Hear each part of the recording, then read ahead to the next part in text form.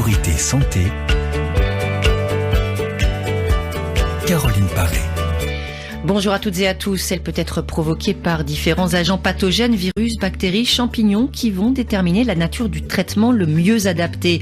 La pneumonie peut être particulièrement redoutable pour les organismes les plus fragiles, les bébés, les personnes âgées ou celles dont l'immunité est défaillante, comme les malades par exemple.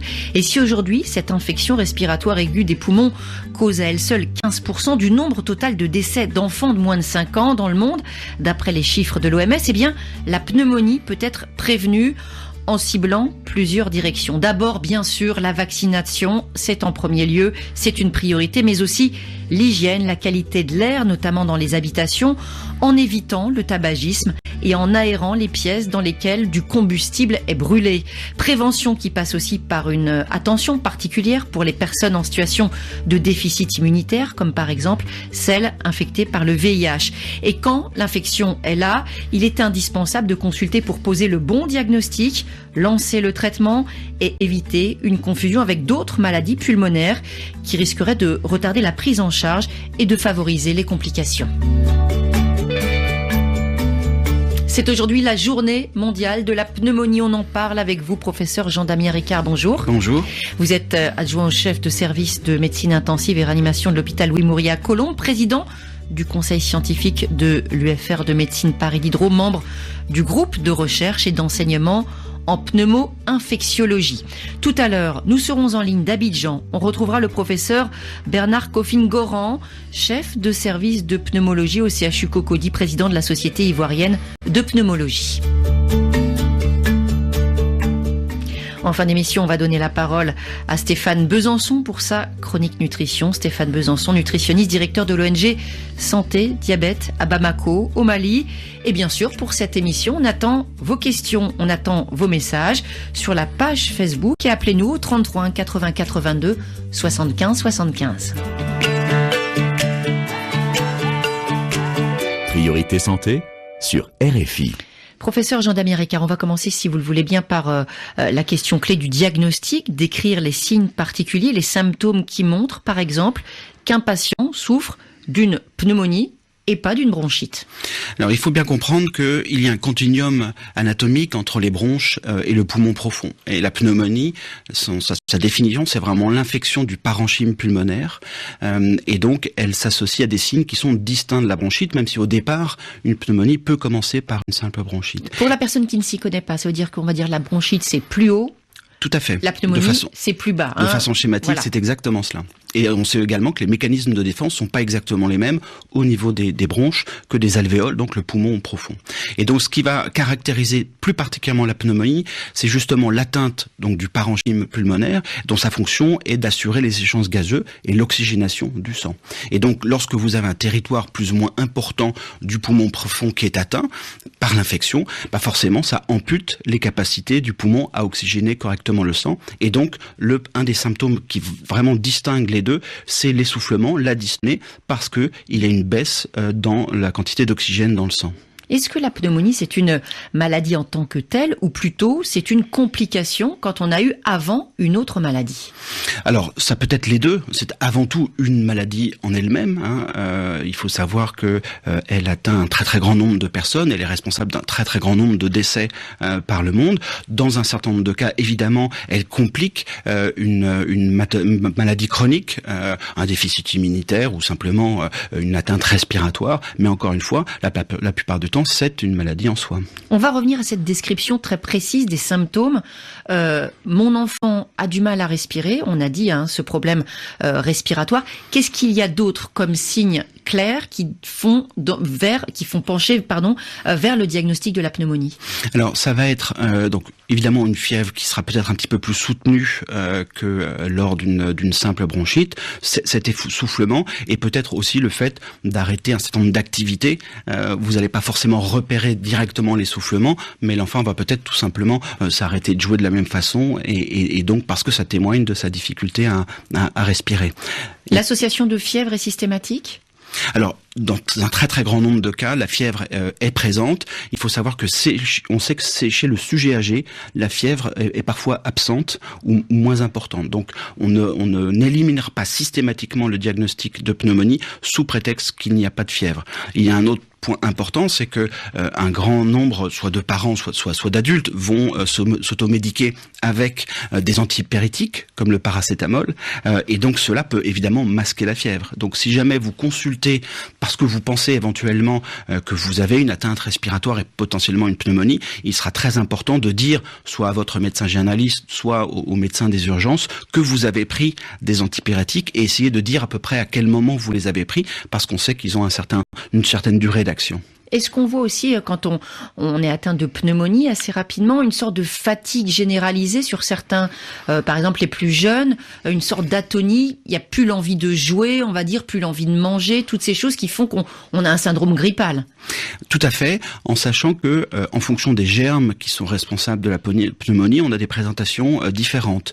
Le pneumocoque, par exemple, est un germe très virulent et dont les symptômes sont extrêmement rapides, en quelques heures, et parfois même les patients sont capables de vous dire quasiment à l'heure près à quel moment ils ont vraiment senti les symptômes, une douleur dans la poitrine, une forte fièvre, des frissons. D'autres germes, ce qu'on appelle les pneumonies atypiques, avec des germes dits intracellulaires, sont beaucoup plus progressifs, un petit peu plus indolents, et dans ce cas-là, les signes sont moins brutaux et vont s'étaler sur quelques jours. Comment ça se fait, professeur Jean-Damien Ricard, que certaines personnes aient aussi des troubles intestinaux, des manifestations digestives? Là encore, c'est lié au particularisme de certains germes. On sait que par exemple, au cours de la légionnelle, il y a assez fréquemment des douleurs abdominales, des diarrhées, et c'est ce qui permet justement, éventuellement, d'orienter le diagnostic, parce que les traitements ne seront pas les mêmes, et donc en attente des résultats éventuellement microbiologiques, ça sera important, si justement il y a ces signes digestifs, de prendre en compte dans le choix des antibiotiques la possibilité que ce soit une légionnelle. Alors justement, quand ce traitement est pertinent, professeur Ricard, combien de temps environ pour que la pneumonie évolue vers la guérison? Alors, on espère et on attend habituellement une disparition de la fièvre entre 24 et 48 heures. Ah, c'est rapide. C'est relativement rapide, et donc évidemment, le corollaire de cela, c'est que si jamais après 2-3 jours, la fièvre est encore très importante, il faut se poser la question de savoir si l'antibiotique est adapté et éventuellement réévaluer l'antibiotique, comme dans n'importe quel traitement de toutes les maladies infectieuses. Une des grosses recommandations, c'est bien évidemment la réévaluation du traitement. Ça veut dire qu'au départ, le médecin risque de prescrire un antibiotique, ce qu'on appelle de spectre large, où il va aller faire une recherche plus pointue avec un antibiogramme, ces examens justement pour cibler le type de germe ou d'agent pathogène. Alors, ça va dépendre un petit peu de la sévérité de la pneumonie et de savoir si vous êtes en ville ou à l'hôpital. Évidemment, à l'hôpital, on a tous les moyens de faire des prélèvements microbiologiques, et du coup, justement, si on a identifié une bactérie, d'attendre, d'avoir le résultat de sa sensibilité aux antibiotiques pour pouvoir les adapter. Évidemment, en ville, on va pas faire systématiquement des prélèvements microbiologiques, et donc c'est par argument de fréquence qu'on va choisir l'antibiotique, avec tous les éléments qu'on a pour évidemment orienter vers un germe en particulier, et à ce moment-là, on sera bien évidemment attentif à la disparition ou pas de la fièvre. Il n'y a pas de traitement à large spectre comme ça en empirique, parce que vous imaginez que ça entraînerait une consommation et l'exposition à beaucoup de gens. On a déjà un gros souci d'antibiorésistance, et on ne ferait qu'encore plus l'aggraver. Alors, est-ce qu'il y a des cas où, malgré le traitement antibiotique, il faut recourir à d'autres thérapies? Je pense par exemple à l'oxygène. Tout à fait. Ça correspond exactement à ce que je vous disais en introduction. Le fait d'avoir une atteinte du parenchyme pulmonaire fait que cette partie du poumon ne participe pas ou participe moins bien aux échanges gazeux et donc à l'apport d'oxygène. Et on comprend bien que plus ce territoire est étendu, et a fortiori si par exemple l'infection va toucher les 2 poumons, à ce moment-là, oui, bien évidemment, il y aura nécessité d'apporter de l'oxygène pour suppléer la défaillance du poumon. Alors dans ces cas-là, ça se passe en milieu hospitalier, professeur Ricard, ou on peut avoir même une petite bonbonne à la maison pour une assistance? Comment ça se passe? Non, dans ce cas-là, c'est bien évidemment en milieu hospitalier, parce que cet besoin d'oxygène fait partie des critères de sévérité de la pneumonie, qui, dans un très grand nombre de cas, évidemment, a une issue tout à fait favorable, mais il faut savoir que la mortalité liée aux pneumonies graves avoisine quand même les 40%. Donc, Je parle évidemment de celles qui sont admises en réanimation. Donc évidemment, dès qu'il y a nécessité d'oxygène, ça veut dire hospitalisation en milieu spécialisé où on va pouvoir surveiller à la fois l'efficacité du traitement et le besoin éventuellement d'augmenter encore plus l'apport d'oxygène. Alors justement, dans ces symptômes, c'est quoi les éléments qui déterminent cette gravité de la pneumonie et le moment où le médecin, le pneumologue se dit « là, je suis face à une complication grave ». Alors, on a plusieurs éléments à prendre en compte. Le premier sont évidemment les signes respiratoires, et plus la fréquence respiratoire sera augmentée, plus ce sera un témoin de la sévérité de la pneumonie. Ça peut aller bien évidemment jusqu'à la détresse respiratoire. Et puis il y a des signes extra-respiratoires, des signes neurologiques. Alors, plus chez les sujets âgés, mais dès qu'on a une confusion, c'est un signe neurologique. Et puis on a des signes également, ce qu'on appelle hémodynamiques, liés à la pression artérielle. Et dès que la pression artérielle diminue un petit peu, c'est le témoin d'une infection sévère. Et dernier point à prendre en compte, c'est évidemment le terrain. Dès qu'on a une pathologie chronique, on a parlé tout à l'heure du déficit immunitaire, mais toute pathologie chronique est évidemment plus à risque de présenter une pneumonie grave et donc nécessitera un minimum d'examen à l'hôpital. Précisément, des maladies associées. Est-ce que souvent la pneumonie peut survenir lorsqu'il y a une autre affection pulmonaire ? Bien évidemment, parce que les défenses pulmonaires sont diminuées et donc la capacité au poumon d'éliminer naturellement les germes est altérée, et dans ce cas-là, les infections sont à la fois plus fréquentes et à plus grand risque d'évolution vers la gravité, d'où la nécessité dans ce cas-là évidemment d'hospitaliser pour faire un bilan très complet, quitte à faire ressortir les patients très rapidement après. Professeur Jean-Damien Ricard, on va tout de suite donner la parole aux auditeurs de Priorité Santé.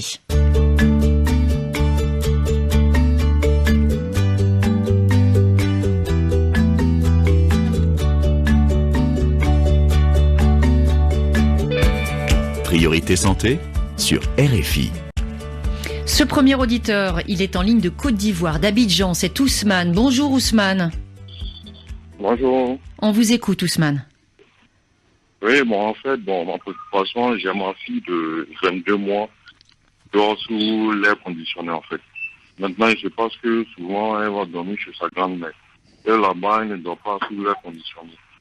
Donc, j'aimerais savoir, est-ce que des différents changements d'endroit et de commodité peuvent-ils provoquer ou entraîner un début, voire une pneumonie chez elle? Ousmane, avant de répondre à votre question, je voudrais vous en adresser une. Est-ce que votre petite fille est vaccinée ? Est-ce qu'elle est vaccinée contre la pneumonie ? Ça, je ne pense pas. Non. Non, elle n'a pas été vaccinée dans ses premiers vaccins des 2 premières années qu'on fait au sortir de la maternité. Elle n'a pas été vaccinée. Si, je pense que chez elle doit faire au moins 11 vaccins comme ça. Ah bah, je n'ai pas trop suivi. Elle a au moins 2 vaccins qui restent. D'accord, parce que si elle a fait cette fameuse série des 11 vaccins, professeur Jean-Damien Ricard, dedans, il y a le vaccin normalement du pneumocoque. Tout à fait, en sachant bien sûr que le pneumocoque n'est qu'un seul des pathogènes parmi tous ceux qui sont responsables des infections. Mais c'est déjà une première protection très importante. C'est évidemment déjà une protection très importante, et on voit très bien dans toutes les études qui ont regardé l'importance du pneumocoque, il y a une réelle efficacité de ce vaccin avec une diminution notoire à la fois de l'incidence des pneumonies à pneumocoque, mais également des complications qui sont liées à ces infections. Voilà. Maintenant, pour répondre plus précisément cette question sur l'environnement, un bébé qui dort air conditionné, pas d'air conditionné, est-ce que ça peut changer quelque chose par rapport à sa santé respiratoire? Alors, selon auquel il faut faire attention, c'est peut-être s'il y a une recrudescence de certains symptômes, c'est peut-être aller rechercher peut-être une maladie asthmatique, si par exemple il y a une toux en fonction de la présence ou non de l'air conditionné, une sensibilité qui ferait qu'il y a peut-être une hyperréactivité bronchique, donc une sensibilité un petit peu plus importante des bronches, qui pourrait expliquer que de temps en temps vous observiez des symptômes et à d'autres moments non. De là à dire que ça favoriserait une infection, c'est un élément trop important, et encore une fois, je pense qu'il faut se rassurer en disant qu'il y a peut-être d'autres choses qui sont derrière cela, comme par exemple une hyperactivité bronchique ou un début d'asthme. Alors, professeur Jean-Damien Ricard, quand on a quand même une climatisation en général ou l'air conditionné, on aère moins, et ça aussi, c'est facteur de développement d'allergènes. Oui, tout à fait, et l'air conditionné est souvent un air qui est sec, et donc on sait que ça va fragiliser les muqueuses respiratoires, et donc à ce moment-là, bien sûr, favoriser l'infection, notamment tout ce qui est infection virale. Ousmane, est-ce que vous avez justement montré votre petite fille à un médecin par rapport à vos doutes, à vos questions sur la santé de ses poumons? Oui, bon, de temps en temps, elle commençait à tousser un peu. Je suis allé à l'hôpital, on m'a prescrit du Primalan. On m'a dit que non, c'était pas un truc qui est trop grave, mais de temps en temps, elle tousse, et puis bon, elle est souvent grippée aussi. Du Primalan, donc c'est un médicament anti-allergique. Tout à fait. Et donc ça correspond finalement à un petit peu à ce que je vous disais, ce que je pensais de ce qui pouvait justifier cette recrudescence à intervalles plus ou moins réguliers en fonction de l'endroit où elle se trouve, de quelque chose qui serait peut-être plutôt du domaine de l'allergie. Encore une fois, et surtout si le principal symptôme qui vous inquiète, ce que je comprends parfaitement, c'est la toux plus qu'autre chose. Est-ce que c'est une toux sèche? Est-ce qu'elle a une expectoration très importante qui serait purulente? À ce moment-là, évidemment, on s'orienterait vers d'autres choses. Mais la question, c'est est-ce qu'une personne aussi, indirectement, la question, c'est est-ce qu'une personne asthmatique est plus fragilisée face à la pneumonie?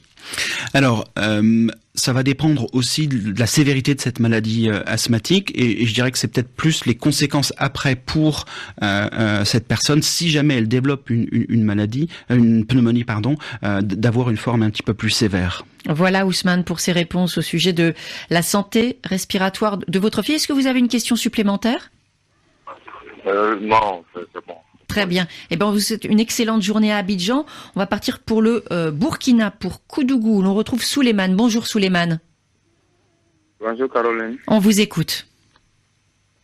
Voilà, j'aimerais savoir, nous allons bientôt rentrer vraiment dans une période où souffle l'harmattan, quoi. J'aimerais savoir si l'harmattan vraiment n'a pas un impact, si ça ne cause pas la guérison de la pneumonie, bien si ça n'aggrave pas. Avec aussi des sables qui sont charriés, des poussières qui sont charriées par le vent, c'est bien ça? Oui, c'est ça. Professeur Ricard, est-ce qu'il y a un impact justement, là encore, question d'environnement, mais c'est lié au climat également, le Burkina, le vent, l'harmattan qui souffle, est-ce qu'il y a davantage de contexte de maladies respiratoires dans ce cas-là? Alors, comme ça, en analysant un petit peu les choses, on pourrait imaginer qu'on a effectivement un air qui sera beaucoup plus sec, éventuellement chargé de petites particules de sable, et donc on peut imaginer qu'on va assécher la muqueuse respiratoire, et donc encore une fois fragiliser l'ensemble de la respiratoire.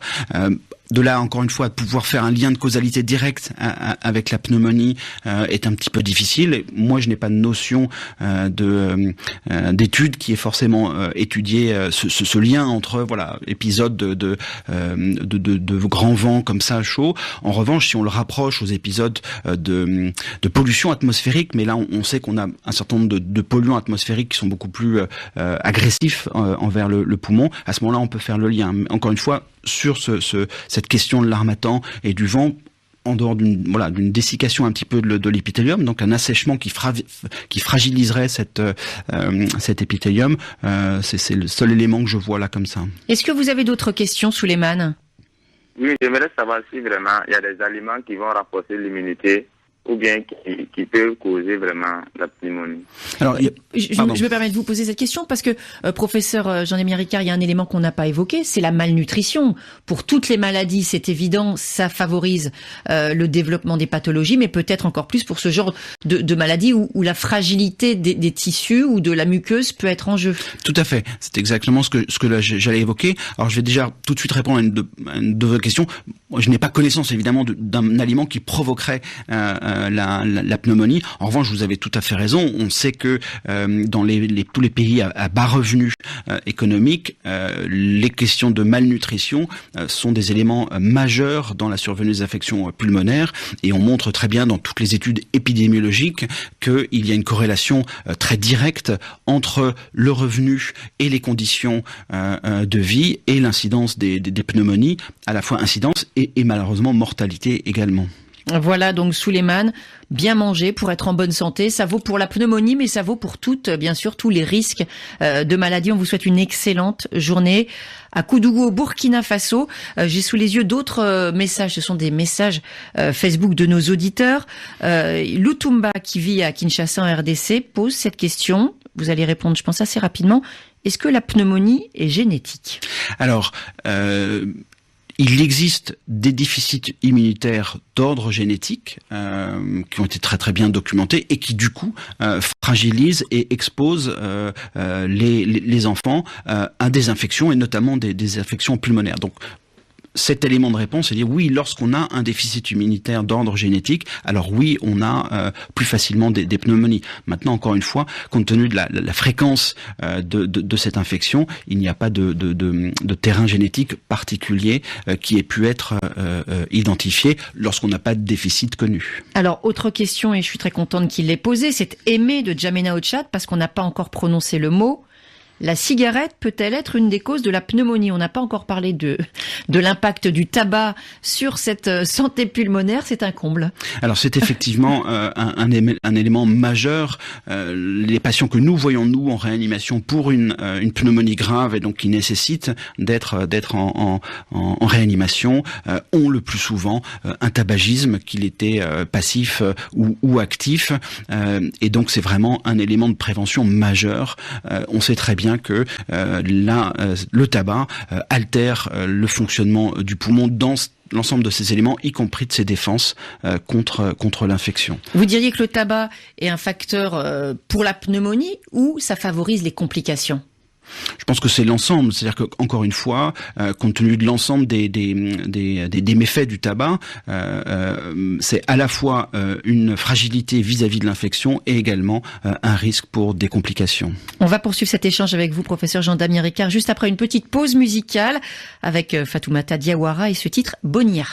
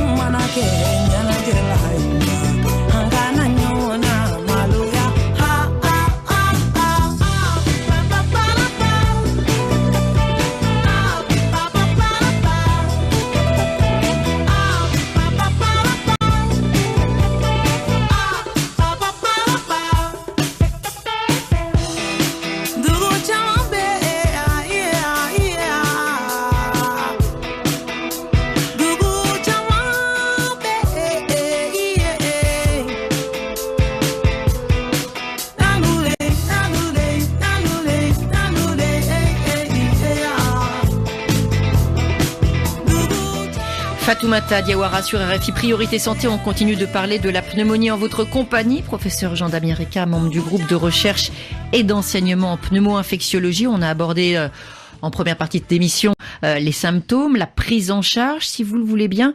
Je voudrais qu'on revienne, professeur Ricard, sur le point clé de la prévention, parce qu'on peut agir à travers la sensibilisation. Tout à l'heure, je posais une question à un papa au sujet de la vaccination de son enfant, informé justement sur cette vaccination. C'est quoi précisément le vaccin contre la pneumonie ? Donc, il y a évidemment beaucoup de pathogènes responsables de pneumonie, au premier rang desquels les virus, pour lesquels il n'existe pas pas de vaccination en dehors du vaccin contre la grippe. Donc celui-là, bien sûr, est important, mais beaucoup de virus donnent des pneumonies sans qu'il y ait de vaccin. Dans les bactéries, les 2 vaccins qui ont fait sensiblement reculer le nombre de pneumonies sont le vaccin contre le pneumocoque et le vaccin contre l'hémophilus qui lui est donné assez systématiquement et donc on voit maintenant dans les études que le vaccin contre le pneumocoque a fait diminuer considérablement à la fois l'incidence des pneumonies à pneumocoque et également de leurs complications, puisque c'est un germe qui s'accompagne facilement d'abcès pulmonaires, d'épanchements pleuraux qui sont parfois infectés. Et donc on sait dans les études, notamment en France, que ce vaccin a permis de faire reculer ce nombre de complications. Alors, vaccination systématique en France. Tout à l'heure, on aura un de vos confrères en Côte d'Ivoire qui pourra nous expliquer si c'est la même chose là-bas. Quel est le calendrier vaccinal ? Alors, donc, on est sur une vaccination unique pour ces vaccins-là. Il y a des schémas pour compléter, parce qu'il existe 2 vaccins contre le pneumocoque, et donc en fonction de si on a déjà été vacciné une fois, on peut éventuellement compléter cela avec un 2e vaccin, mais ce sont des schémas un petit peu plus particuliers, et c'est bien évidemment le médecin traitant qui pourra le gérer. Mais sinon, voilà, on a un pneumocoque un vaccin contre le pneumocoque qui est très efficace et qui est administré aux enfants de moins de 2 ans. Alors, protection contre la pneumonie par le vaccin, on l'a bien compris, professeur Ricard. Il y a aussi ces fameuses règles qui concernent l'hygiène de vie et aussi le cadre de vie. Beaucoup de questions tout à l'heure à ce sujet au standard de priorité santé. D'abord, l'hygiène de vie. Qu'est-ce qu'on peut faire dans la vie de tous les jours pour se protéger de la pneumonie et d'autres virus et d'autres bactéries? Alors, c'est évidemment l'hygiène des mains est un point clé. On l'a dit tout à l'heure dans tout ce qui est gastro-entérite, mais on le sait également en cas d'épidémie grippale, puisque le virus va se propager par des gouttelettes qui peuvent être également portées par les mains. Ça, c'est un point clé. Et puis, on l'a mentionné un peu tout à l'heure, tout ce qui va être conditions respiratoires de l'endroit de vie, de l'environnement immédiat, donc l'aération. Et on sait également que tout ce qui est éléments de chauffage qui produit une pollution, certains poêles à bois, d'autres choses comme ça, sont des éléments qui peuvent favoriser les infections lorsqu'on a une exposition répétée et encore une fois lorsqu'on n'a pas pris la peine d'aérer correctement. Alors quand ces on a pièces. une cuisinière à bois, par exemple quand on cuisine sur le bois dans la maison, important d'aérer, important peut-être même quand on a la possibilité de déplacer le réchaud à l'extérieur. Tout à fait. On a, nous, quelques formes de pathologies qui s'apparentent à la bronchopneumopathie chronique obstructive qu'on voit chez le tabagique, qu'on voit chez des femmes justement qui ont pendant très longtemps fait cette cuisine traditionnelle au four à bois et qui présentent des symptômes assez similaires à cette fameuse BPCO. Et quand on les interroge, évidemment, elles nous disent qu'elles n'ont jamais fumé. Et le seul élément qu'on retrouve, c'est cette exposition, évidemment, sur de très nombreuses années à cette pollution par cette cuisine dans ces fours traditionnels. Par ces particules de bois de combustion. Professeur Jean-Damien Ricard, vous restez avec nous. On va tout de suite prendre la direction de la Côte d'Ivoire. Priorité santé sur RFI. Pour vous retrouver, professeur Bernard Coffin-Goran, bonjour. Bonjour et merci d'être avec nous.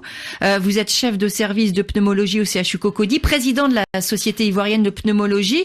Professeur Coffin-Goran, est-ce que vous avez des chiffres, des données au sujet de la prévalence de la pneumonie en Côte d'Ivoire?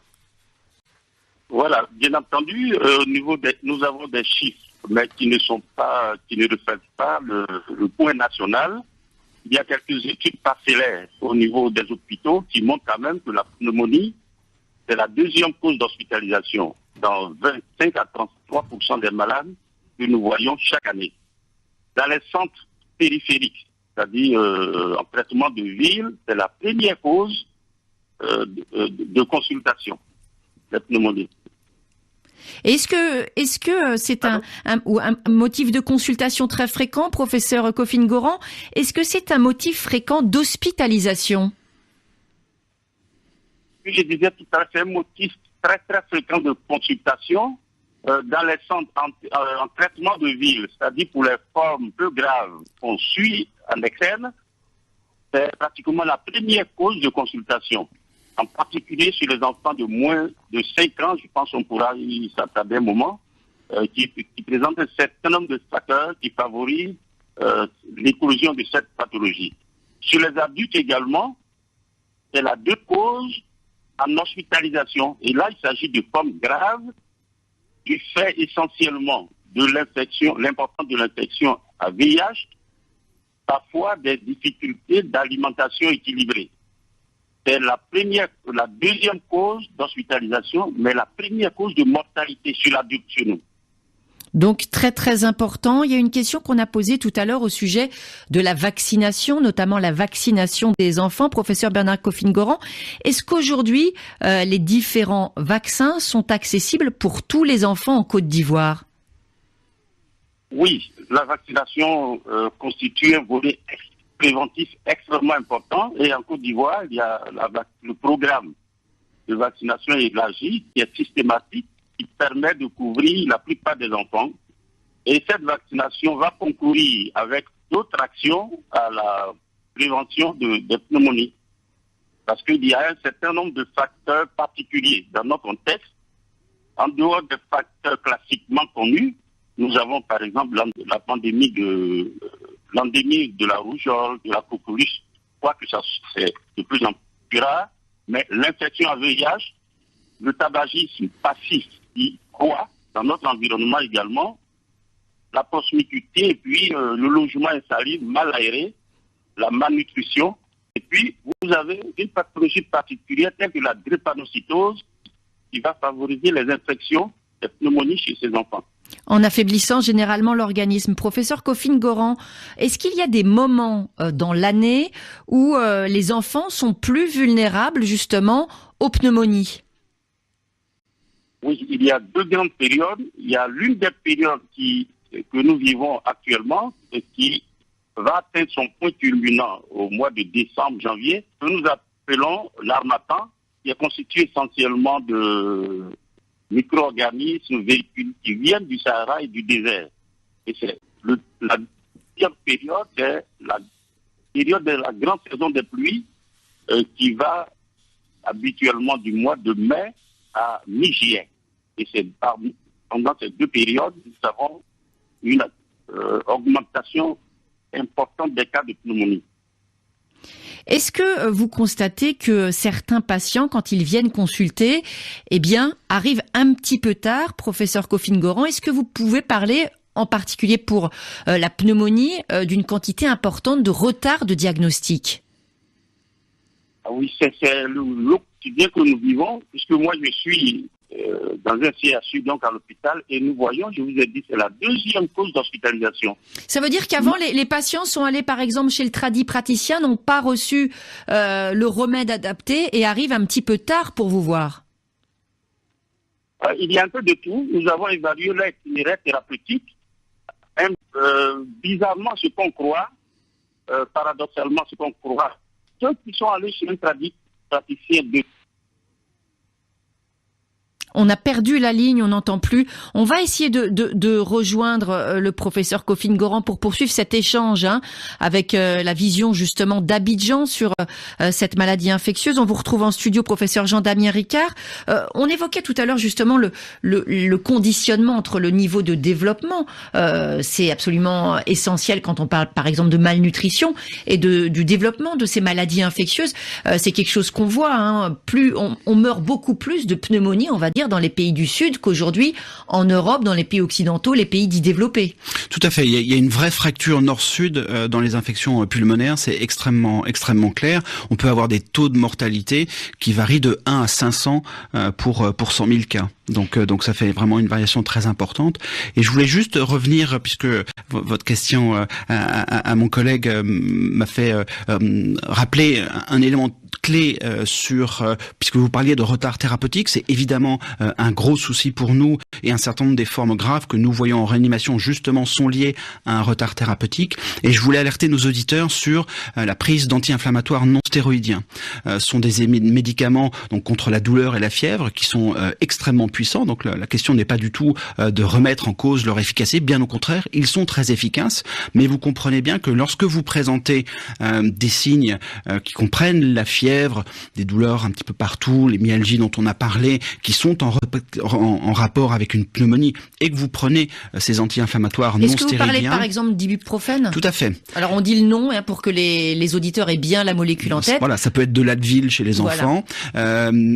Ils vont être très efficaces sur la douleur, sur la fièvre, et du coup on va avoir le sentiment pendant quelques temps d'aller mieux, alors que l'infection est en train de se développer, de se majorer. Donc ça masque, et du coup ça retarde à la fois le moment où on va aller finalement chez le médecin parce qu'on va pas bien du tout, et du coup de fait la prise d'antibiotiques. Et donc nous avions fait une étude dans le service où nous avions très clairement montré qu'il y avait ce retard de quelques jours de prise d'antibiotiques lié à ces médicaments. Encore une fois, qui sont très efficaces. Oui, mais c'est encore une illustration de certains dangers de l'automédication. Tout à fait. Alors, on va retrouver le professeur Bernard Coffin-Goran parce qu'on n'a pas terminé avec vous, professeur. Justement, est-ce que on a parlé tout à l'heure de la vaccination? Vous nous avez dit en Côte d'Ivoire, pas de souci de ce côté-là, les enfants sont bien vaccinés. Du côté des traitements, professeur, est-ce que les traitements sont bien disponibles? Alors, le traitement curatif, puisque dans la plupart des cas, il s'agit de bactéries, il s'agit d'autres agents, mais les antibiotiques sont disponibles. C'est-à-dire, vous les trouvez en officine privée comme en officine à l'hôpital. Le gros problème, c'est l'accessibilité, parce que nous n'avons pas de couverture sanitaire générale et chacun est à fait d'hôpitaux à sa charge. Alors, ce qui rejoint un peu le retard thérapeutique, et on en parlait tout à l'heure, et parmi le lot de patients qui arrivent très tard à l'hôpital et donc qui sont dans une situation très grave, qui grèvent la mortalité, nous avons bien entendu l'automédication. La part des praticiens, on a été surpris dans nos études que ça ne représentait pas plus de 20%.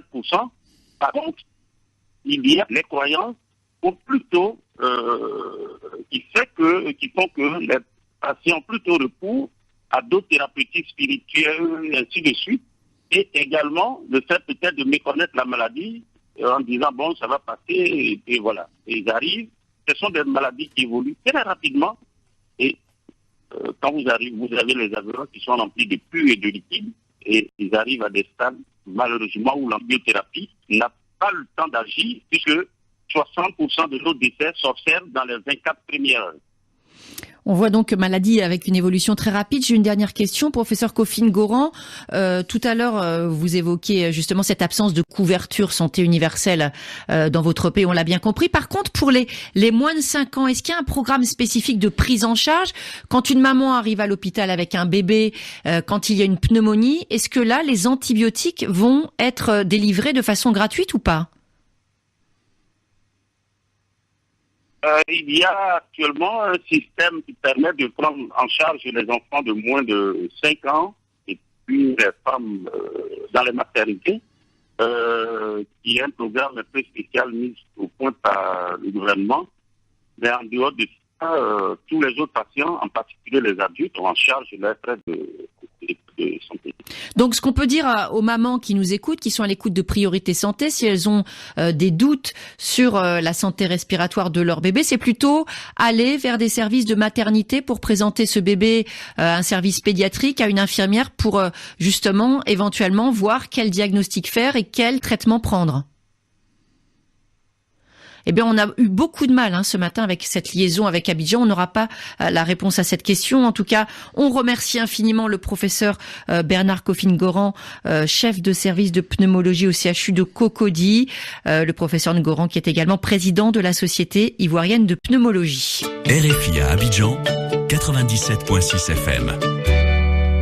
Alors, on le disait tout à l'heure, les cas, les complications extrêmes de pneumonie. Vous travaillez notamment au service de réanimation. le milieu hospitalier prend des mesures particulières justement pour éviter la contamination des patients qui sont, on va dire, déjà en situation précaire de santé, qui arrivent en réanimation pour qu'il n'y ait pas de contamination par la pneumonie. Je vous pose ces questions parce qu'en préparant l'émission, professeur Jean-Damien Ricard, j'ai vu qu'il y avait toute la problématique, par exemple, de l'intubation et des microbes qui pourraient se trouver dans ces systèmes. C'est un petit peu compliqué, mais on va expliquer ça aux auditeurs. Tout à fait. On fait la distinction entre les pneumonies communautaires dont on vient de parler, qui sont celles qu'on a en ville chez soi, des pneumonies qu'on acquiert dans un milieu de soins, comme l'hôpital, sont les fameuses infections nosocomiales.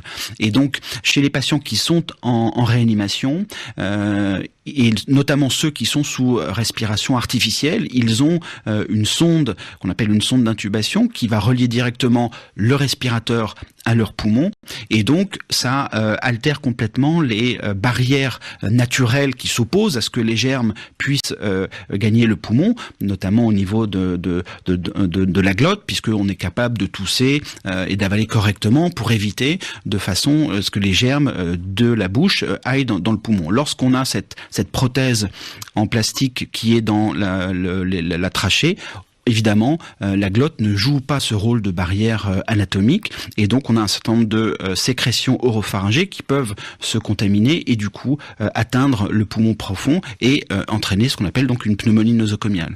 Donc on a un certain nombre de mesures qui sont faites pour éviter cela. Ça passe par des soins de bouche et ça passe par un certain nombre de postures également des patients dans le lit pour essayer de limiter au maximum ce passage de germes depuis la cavité oropharyngée vers le poumon profond. Alors on a compris tout à l'heure qu'il y avait en fait plusieurs formes de pneumonie. La légionellose, la légionnelle, est-ce que c'est aussi une pneumonie? Vous l'avez dit tout à l'heure, mais j'aimerais comprendre la différence entre la bactérie, on va dire, ordinaire, même s'il y en a plusieurs, et cette légionnelle. Alors cette bactérie particulière, puisqu'elle son habitat naturel, c'est l'environnement, c'est la terre et l'eau, donc c'est une bactérie dont on dit tellurique, et qui a comme particularité de se développer particulièrement bien dans les ambiances chaudes et humides, comme les systèmes de climatisation, les réseaux d'eau chaude. Il y a de la légionnelle dans les réseaux d'eau chaude des grandes agglomérations. Et ça impose un traitement particulier, un antibiotique, on va dire particulier. Qu'est-ce que ça change? Alors on a des mécanismes de désinfection de ces réseaux d'eau chaude à l'hôpital, par exemple, qui peuvent comprendre des systèmes où on adjoint des doses de chlore régulièrement au réseau d'eau. Mais c'est ce qui explique également ces épidémies. Et donc, lorsqu'on a un patient pour lequel on va identifier une légionnelle, il est très très important de faire une enquête sur l'habitat de ce patient, et assez souvent on va retrouver parfois des travaux sur les réseaux d'eau dans un immeuble par exemple, ou un contact avec ces systèmes de climatisation, parce qu'encore une fois c'est un aspect très particulier de cette bactérie qui se développe dans les milieux chauds et humides. Alors en France en ce moment, novembre, on a consacré une émission la semaine dernière, c'est le mois sans tabac. Donc on va encore rappeler, parce que je fais un petit peu j'insiste là-dessus, danger de la cigarette. On parle du cancer du poumon, on parle de toutes ces pathologies pulmonaires, mais là aussi, on parle aujourd'hui de la pneumonie. Très important de le répéter, si vous ne voulez pas tomber malade, professeur Jean-Damien Ricard, oubliez la cigarette. Faites-vous soigner pour arrêter la cigarette. Tout à fait, je pense que lorsqu'on a présenté un épisode de pneumonie et qu'on est fumeur, c'est un très bon moment pour essayer de prendre conscience des dangers du tabac et d'essayer d'arrêter de fumer. Je crois que c'est un élément. Et puis lorsqu'on n'a évidemment pas encore présenté de pneumonie, il faut profiter par exemple de cette émission pour aller consulter et faire un programme de sevrage du tabac. Pour se faire aider, merci beaucoup professeur Jean-Damien Ricard pour toutes ces explications. Je rappelle que vous êtes adjoint au service de médecine intensive et réanimation à l'hôpital Louis Mourier à Colombes.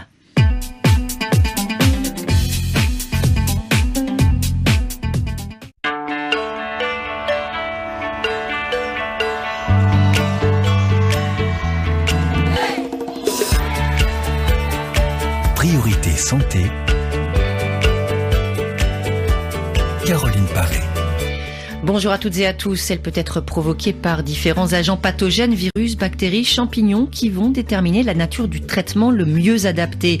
La pneumonie peut être particulière particulièrement redoutable pour les organismes les plus fragiles, les bébés, les personnes âgées ou celles dont l'immunité est défaillante, comme les malades par exemple.